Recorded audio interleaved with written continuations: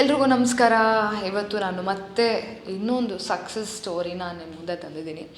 Success ಸ್ಟೋರಿನೇ ಇದು. Success story ಅಂತ ಬಂದರೆ ದೊಡ್ಡ ದೊಡ್ಡ ಬ್ಯಾನರ್ ಹಾಕಿ, ಅಂದರೆ ದೊಡ್ಡ ಮಟ್ಟದಲ್ಲಿ ಯಶಸ್ಸು ಮಾಡಬೇಕು, ದೊಡ್ಡ ಮಟ್ಟದಲ್ಲಿ ಸದ್ದು ಮಾಡಬೇಕು, ಹೆಸರಾಗಬೇಕು, ಉದ್ಯಮಿ ಆಗಿರಬೇಕು, ಅಥವಾ ಇನ್ಯಾವುದೋ ಒಂದು ಕ್ಷೇತ್ರದಲ್ಲಿ ತುಂಬ ಉನ್ನತ ಮಟ್ಟದಲ್ಲಿ ಸಾಧನೆ ಮಾಡಿರೋರೇ ಆಗಿರಬೇಕು ಅಂತ ಏನೂ ಇಲ್ಲ. ಆದರೆ ನಮ್ಮ ಸುತ್ತಮುತ್ತ ಬದುಕ್ತಾ ಇರೋರಲ್ಲೇ ಒಂದು ಆ ಜೀವನದಲ್ಲಿ ಭಗವಂತ ಕೊಟ್ಟಿರೋ ಒಂದು ಜೀವನದಲ್ಲಿ ಯಶಸ್ವಿ ಜೀವನನ ಜೀವಿಸೋದಿದೆಯಲ್ಲ, ಅದೂ ಅಂಥವ್ರನ್ನೂ ಸಾಧಕರು ಅಂತ ಕರೀತಾರೆ. ಹಾಗೆ ಅಂಥದ್ದೇ ಒಂದು ಸಾಧನೆಯನ್ನು ಮಾಡ್ರು, ಅಂಥದ್ದೇ ಒಂದು ಯಶಸ್ವಿ ಜೀವನ ನಡೆಸಿದ್ದು ಮತ್ತೊಬ್ಬ ವ್ಯಕ್ತಿ, ಒಂದು ಮಹಿಳೆಯ ಒಂದು ಕಥೆ ಇದು. ಈ ಒಂದು ಮಹಿಳೆ ಬಂದು ನಮ್ಮ ದೂರದ ಸಂಬಂಧಿ ಅಂತಲೇ ಹೇಳ್ಬೋದು, ಸಂಬಂಧಿಕರವರು. ಅವರು ಆ್ಯಕ್ಚುಲಾಗಿ ಏನಂದರೆ ಒಂದು ಹಳ್ಳಿಯಲ್ಲಿ ಹುಟ್ಟಿ ಬೆಳೆದಂತಹ ಹೆಣ್ಣುಮಗಳು. ಮದುವೆ ಮಾಡಿಕೊಡ್ತಾರೆ. ಮದುವೆ ಮಾಡಿಕೊಟ್ಟಿದ್ರೆ ಗಂಡ ಬಂದು ಒಂದು ಹಳ್ಳಿಯವರು ನೋಡಿ ಮಾಡ್ತಾರೆ. ಆ ಕುಟುಂಬದಲ್ಲಿ ಇದ್ದಂತಹ ಹೆಂಗೆ ಅಂದರೆ, ಹುಡುಗ ಯಾರಿಗೆ ಮದುವೆ ಮಾಡಿಕೊಡ್ತಾರೆ ಅವರ ತಂದೆ ಏನಿರ್ತಾರೆ, ಅವ್ರಿಗೆ 2 ಹೆಂಡತಿಯರು ಇರ್ತಾರೆ. ಮೊದಲನೇ ಹೆಂಡತಿ ಮಗನಿಗೆ ಈ ಒಂದು ಹೆಣ್ಣು ಮಗುನ, ಅಂದರೆ ನಮ್ಮ ಒಂದು ಹೆಣ್ಮಗು ಹೆಸ್ರನ್ನ ಸರಳ ಅಂತ ಇಡೋಣ, ಒಂದು ಹೆಸರು ಸರಳ ಅಂತ ಯಾರಿರ್ತಾರೆ ಅವ್ರನ್ನ, ಸರಳ ಅವ್ರ ಗಂಡ ಯಾರಾಗ್ಬೋದು, let me keep the name like Suresh ಎಂಬ ಆತನಿಗೆ ಮದುವೆ ಮಾಡಿಕೊಡ್ತಾರೆ. ಸುರೇಶ್ ಅವರು ಅವರ ತಂದೆಯ ಮೊದಲ ಧರ್ಮ ಪತ್ನಿಯ ಮಗ ಆಗಿರ್ತಾರೆ. ಯಾಕೆ ಇನ್ನೊಂದು ಮದುವೆ ಆಗ್ತಿರೋ ತಂದೆ ಅಂದರೆ, ಇವರ ತಾಯಿ ಏನಾಗ್ತಾರೆ, ಚಿಕ್ಕ ವಯಸ್ಸಲ್ಲಿದ್ದಾಗಲೇ, ಸುರೇಶ್ ಅವ್ರಿಗೆ ಚಿಕ್ಕ ಮಗು ಇದ್ದಾಗಲೇ, ಅವ್ರು ಚಿಕ್ಕ ಮಗು ಆಗಿದ್ದಾಗಲೇ ಅವ್ರ ತಾಯಿ ತೀರ್ಕೊಳ್ತಾರೆ. ಹಾಗಾಗಿ ಅವ್ರ ತಂದೆ ಅವರ ತಾಯಿಯ ತಂಗಿಯನ್ನೇ ಮದುವೆ ಆಗ್ತಾರೆ. ಆದರೆ ಆ ಒಂದು ಏನಿದ್ದಾರೆ ತಾಯಿಯ ತಂಗಿ ನಿರಂತರ ದೌರ್ಜನ್ಯವನ್ನು ಎಸಗ್ತಾರೆ. ಯಾರ ಮೇಲೆ? ಸುರೇಶ್ ಮೇಲೆ. ಅವ್ರಿಗೆ ಸುಮಾರು ಒಂದು 5 ಮಕ್ಕಳಾಗ್ಬೋದು. 1 2 3 4 5 ಒಂದು 6 ಮಕ್ಕಳೇನೋ ಆಗ್ತಾರೆ. ಒಟ್ಟು ಸುರೇಶ್ ಅವ್ರ ತಂದೆಗೆ 7 ಮಕ್ಕಳು. ಮೊದಲನೇ ಮಗ ಬಂದು ಮೊದಲನೇ ಧರ್ಮ ಪತ್ನಿಯ ಮಗ ಆಗಿರ್ತಾರೆ. ಇನ್ನು ಉಳಿದ 6 ಮಕ್ಕಳು ಬಂದು 2ನೇ ಪತ್ನಿಯ ಮಕ್ಕಳಾಗಿರ್ತಾರೆ. ಸೊ ಈ ಒಂದು ಸ್ಥಿತಿಯಲ್ಲಿ ಈ ಒಂದು ಸರಳ ಬಂದು ಸುರೇಶ್ ಅವರಿಗೆ ಮದುವೆ ಆಗ್ತಾರೆ. ಸುರೇಶ್ಗೆ ಎಂಥ ಬುದ್ಧಿ ಅಂದರೆ, ಒಳ್ಳೆ ವಿದ್ಯಾಭ್ಯಾಸ ಇಲ್ಲ. ತಾತ ಅಜ್ಜಿ ತುಂಬ ಪ್ರೀತಿಯಿಂದ ನೋಡ್ಕೊಳ್ತಾರೆ. ಯಾಕಂದರೆ ತಮ್ಮ ಮಗನಿಗೆ 2ನೇ ಮದುವೆ ಕೂಡ ಮಾಡಿದ್ದಾರೆ. ಯಾಕಂದರೆ ಮೊದಲನೇ ಸೊಸೆ ಸತ್ತೋಗಿದ್ರು ಅಂತ ಒಂದು ಕಾರಣಕ್ಕೆ. ಹಾಗಾಗಿ ನಾವಾರು ಪ್ರೀತಿಯಿಂದ ನೋಡ್ಕೋಬೇಕು ಅಂತ ಹೇಳಿ ಚೆನ್ನಾಗಿ ನೋಡ್ಕೊಳ್ತಾರೆ. ಇವರ ಒಂದು ಏನಿರುತ್ತೆ ಎಲ್ಲವನ್ನು ಗಮನಿಸಿ 2ನೇ ಸೊಸೆ ಬಂದುಬಿಟ್ಟು ಯಾವ ಥರ ನಡ್ಕೊತಾ ಇದ್ದಾರೆ ಅನ್ನೋದನ್ನ ನೋಡಿ ತನ್ನ ಮೊಮ್ಮಗನಿಗೆ, ಅಂದರೆ ಸುರೇಶನಿಗೆ ಆಸ್ತಿ ಕೂಡ ಬರೆದಿರ್ತಾರೆ ಸಪ್ರೇಟಾಗಿ. ಆದರೆ ಈ ಜನ ಸುರೇಶ್ ಅವ್ರಿಗೆ ಸೇರಬೇಕಾಗಿರೋಂಥ ಆಸ್ತಿ ಮತ್ತು ಆಸ್ತಿ ಪತ್ರ ಅದರ ವಿವರನ ಕೊಡದೆ, ಅವರಿಂದ ಅದನ್ನೆಲ್ಲ ಮುಚ್ಚಿಟ್ಟು, ಅವ್ರಿಗೆ ಗೊತ್ತಿದ್ರು ಸರಿಯಾಗಿ ಅದರ ಬಗ್ಗೆ, ಅಂದರೆ ಸುರೇಶ್ ಅವ್ರಿಗೆ ಗೊತ್ತಿರುತ್ತೆ ಆಸ್ತಿ ಬರೆದಿರ್ತಾರೆ ಅಂತ, ಅದರ ಮಾಹಿತಿ ಸರಿಯಾಗಿ ಕೊಡದೆ, ವಿವರವನ್ನು ಸರಿಯಾಗಿ ಕೊಡದೆ, ಸುರೇಶ್ ಅವ್ರ ಕೈಲಿ ಅವರ ಒಂದು ಮನೆ ಕೆಲಸ ಮಾಡಿಸ್ಕೊಳ್ಳೋದು, ಆಮೇಲೆ ಅವ್ರ ಹೆಂಡತಿ ಮತ್ತು ಸುರೇಶ್ ಅವ್ರನ್ನ ಮನೆಯಿಂದ ಹೊರಗಡೆ ಕಳಿಸಿದ್ದು, ಹೊಡೆಯೋದು. ಸುರೇಶನಿಗೆ ಒಂದು ಮಗ ಮತ್ತು ಮಗಳು, ಮಗನಿಗೂ ಆ ಸಣ್ಣ ಮಕ್ಳಿಗೂ ತುಂಬ ಹಿಂಸೆಗಳನ್ನ ಕೊಟ್ಟಿದ್ದಾರೆ. ಯಾವ ಥರದ ಹಿಂಸೆಗಳನ್ನ ಕೊಟ್ಟಿದ್ದಾರೆ ಅಂದರೆ, ಆ ಸಣ್ಣ ಮಗುಗೆ ಇದು ಮೂತ್ರ ವಿಸರ್ಜನೆ ಮಾಡೋ ಒಂದು ಜಾಗನೆಲ್ಲ ಹಿಡ್ದು ಅಮ್ಕಿ, ಈ ರೀತಿ ಸಣ್ಣ ಮಗು, ಅದಕ್ಕೇನೂ ಗೊತ್ತಿಲ್ಲ, ತಂದೆ ತಾಯಿ ಆ ಕಡೆ ಈ ಕಡೆ ಹೋದಾಗ ಈ ರೀತಿಯೆಲ್ಲ ಸುರೇಶನ ಚಿಕ್ಕಮ್ಮ ಮತ್ತು ಅವರ ಮಕ್ಕಳು ಮಾಡ್ತಾರೆ ಕೆಲಸನ.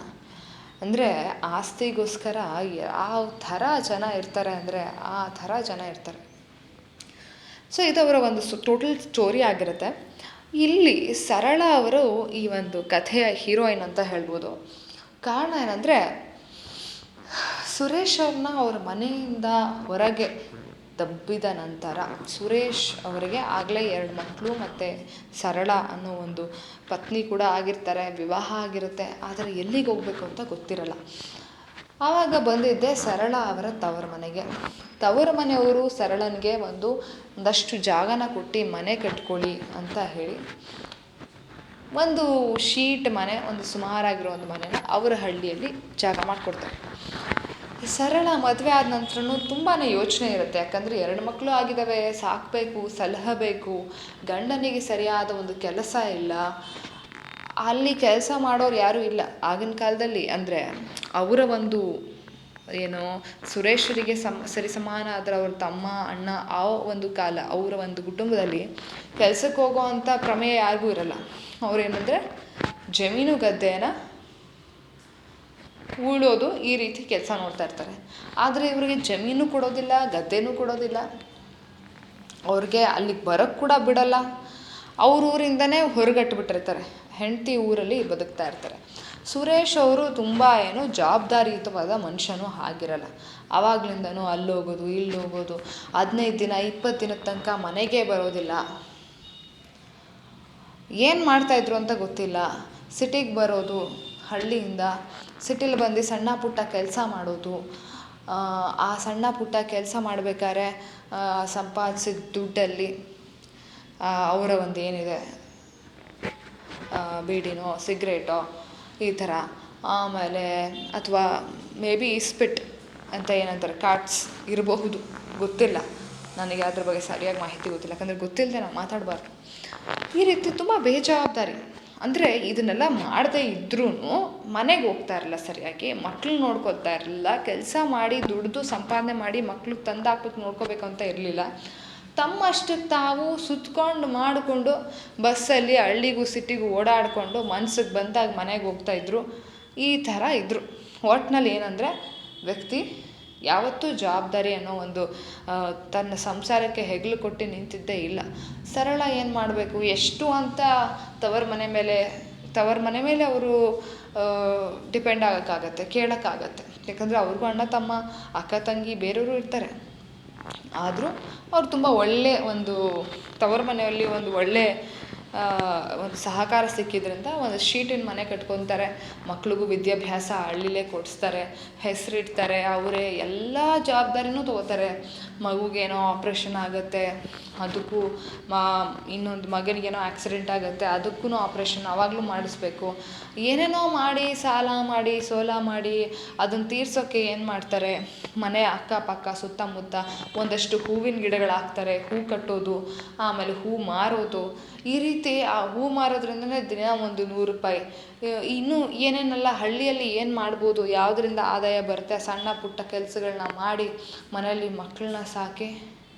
ನೀರು ಬರಬೇಕು ಅಂದರೆ ಬಂದಾಗ ನೀರು ತುಂಬಿಟ್ಕೋಬೇಕು. ಹಳ್ಳಿ ಅಂದರೆ ಸುಮ್ಮನೆ ಅಲ್ಲ, ಹಳ್ಳಿ ಜೀವನ ತುಂಬ ಕೆಲಸ ಇರುತ್ತೆ. ಅಷ್ಟೆಲ್ಲ ಇದ್ರೂ ಜೀವನ ಮಾಡಿಕೊಂಡು ಜೀವನದ ಒಂದು ನೌಕೆಯಲ್ಲಿ ಕೆಚ್ಚೆದೆಯಿಂದ ಒಪ್ಕೊಳ್ದೆ ಬಿಟ್ಕೊಡ್ದೆ ಜೀವಿಸ್ಕೊಂಡು ಬಂದು ಕೊನೆಗೆ ಮಗನಿಗೆ ಎಲ್ಲಾದರೂ ಒಂದು ಕಡೆ ಅವನಿಗೆ ಒಂದು ಡಿಗ್ರಿ ಅಂತ ಮಾಡಿಸಿ ITI ಅನಿಸುತ್ತೆ ಮಾಡಿಸಿ ಗೌರ್ಮೆಂಟ್ ಕೆಲಸ ಸಿಗುತ್ತೆ. ಮಗನಿಗೆ ಗೌರ್ಮೆಂಟ್ ಕೆಲಸ ಸಿಕ್ಕಾಯಿತು. ಮಗಳಿಗೂ ಓದಿಸ್ತಾರೆ. ಓದಿಸಿದ ನಂತರ ಪೋಸ್ಟ್ ಗ್ರ್ಯಾಜುಯೇಷನ್ನು ಮಾಡಿಸ್ತಾರೆ.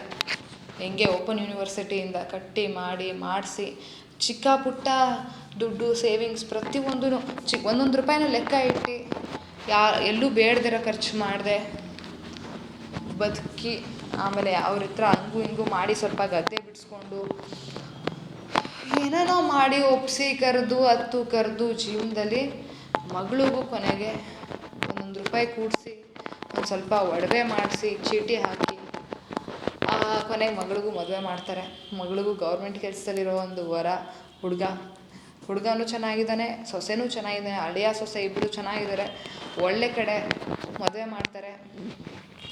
ಒಳ್ಳೆ ಸೊಸೆ, ಒಳ್ಳೆ ಅಳಿಯ, ಚೆನ್ನಾಗಿರೋದು, ಗೌರ್ಮೆಂಟ್ ಕೆಲಸ ಇರೋದು. ನೆಕ್ಸ್ಟು ಮಗನಿಗೂ ಗೌರ್ಮೆಂಟ್ ಕೆಲಸ, ಅಳಿಯನಿಗೂ ಗೌರ್ಮೆಂಟ್ ಕೆಲಸ ಆಗುತ್ತೆ.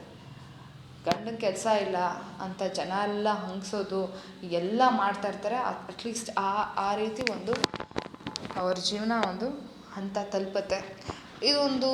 ಈ ಒಂದು ಮಹಿಳೆ ಅಲ್ಲಿ ಇರಲಿಲ್ಲ ಅಂದರೆ, ಆ ಮಹಿಳೆ ಸರಿಯಾಗಿರಲಿಲ್ಲ ಅಂದರೆ, ಆ ಮಹಿಳೆಯೂ ಯಾವ ಜವಾಬ್ದಾರಿ ನಾನೊಬ್ಬಳೇ ಹೆಂಗೆ ಮಾಡಲಿ ಅಂತ ಕೈ ಚೆಲ್ಲಿ ಕೂತಿದ್ರೆ, ನಿಜ ಈ ಥರ ಎಲ್ಲ ಹೇಳ್ತಾರಲ್ವ, ಈ ರೀತಿ ಮಾತಾಡ್ತಾರಲ್ವ, ಅದನ್ನೆಲ್ಲ ಜೀವನ ಕಷ್ಟ ಇದೆ. ಎಷ್ಟು ಕಷ್ಟ ಇದೆ ಅಂದರೆ, ಇವತ್ತು ಬೆಳಗ್ಗೆ ಏನಾಯಿತು, ನಮ್ಮಮ್ಮ ಇವತ್ತು ಪೀರಿಯಡ್ಸು.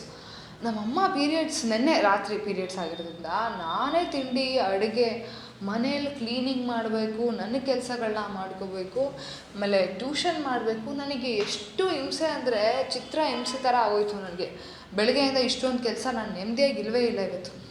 ನನಗೆ ಸಿಕ್ಕಿರೋ ಸಮಯ ಸ್ವಲ್ಪ, ನಮಗೆ ಅಂತ ಸಿಗೋ ಸಮಯ ತುಂಬ ಕಡಿಮೆ. ಯಾಕೆ ಗೃಹಿಣಿಯರಿಗೆ, ನನಗೆ ಇನ್ನೂ ಒಂದು ಮದುವೆ ಆಗಿಲ್ಲ, ಮಕ್ಕಳಾಗಿಲ್ಲ, ನಾನು ಅಂದ್ಕೊಳ್ತಾ ಇದ್ದೀನಿ ನನಗೇನಾರು ಆ ಥರದ್ದೆಲ್ಲ ಜವಾಬ್ದಾರಿ ಬಂದ್ಬಿಟ್ರೆ ನನಗಿನ್ನೂ ಎಷ್ಟು ಸಮಯ ತಗೊಳತ್ತೆ ಅಂತ. ಅಂಥದ್ರಲ್ಲಿ ಅಷ್ಟೆಲ್ಲ ಸಣ್ಣ ಸಣ್ಣ ಮಕ್ಕಳು ಇರ್ತಾರೆ, ಓದಿಸ್ಬೇಕು, ಸ್ಕೂಲ್ಗೆ ಕಳಿಸ್ಬೇಕು, ಗೌರ್ಮೆಂಟ್ ಸ್ಕೂಲು, ಅಲ್ಲಿಗೆ ಮಕ್ಕಳು ಹಾಳಾಗ್ದಿದ್ದಂಗೆ ನೋಡ್ಕೋಬೇಕು.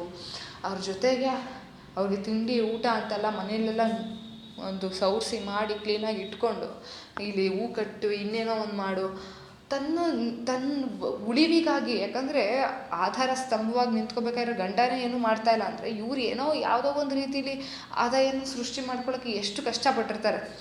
She is really great. ನನಗೆ ಇಂಥ ಒಂದು ಹೆಣ್ಮಕ್ಳು ತುಂಬ ಸ್ಫೂರ್ತಿದಾಯಕ.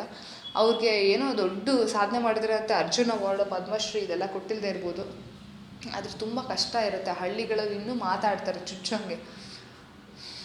ಅವರ ಆಸೆ ಕಷ್ಟಗಳು ಎಷ್ಟಿರುತ್ತೆ. ಆಸೆ ಗಂಡ ಚೆನ್ನಾಗಿದ್ದರೆ ತಾನೂ ಸುತ್ತಬೇಕು, ಬೇರೆ ಊರಿಗೆ ಹೋಗಬೇಕು, ನೋಡಬೇಕು, ಆರಾಮಾಗಿರಬೇಕು. ಇವತ್ತು ನನಗೇನು ಮಾಡಬೇಕು ಅನಿಸ್ತಾ ಇಲ್ಲ, ವಯಸ್ಸಾಗ್ತಾ ಇದೆ, ಇವಾಗಲಾರು ಆರಾಮಾಗಿರೋಣ ಅಂದರೆ ಈಗಲೂ ಕೆಲಸ ಅವ್ರಿಗೆ, ಈಗಲೂ ಆರೋಗ್ಯ ಸ್ವಲ್ಪ ಹದಗೆಟ್ಟಿದೆ. ಇಷ್ಟು ಕೆಲಸ ಮಾಡಿ ದುಡ್ದು ಕುಟುಂಬದ ಬಗ್ಗೆ ಯೋಚನೆ ಮಾಡಿ ಎಲ್ಲ ರೀತಿ ಅವರು ದುಡ್ದಿರೋದ್ರಿಂದ ಶಿ ಇಸ್ ಗ್ರೇಟ್.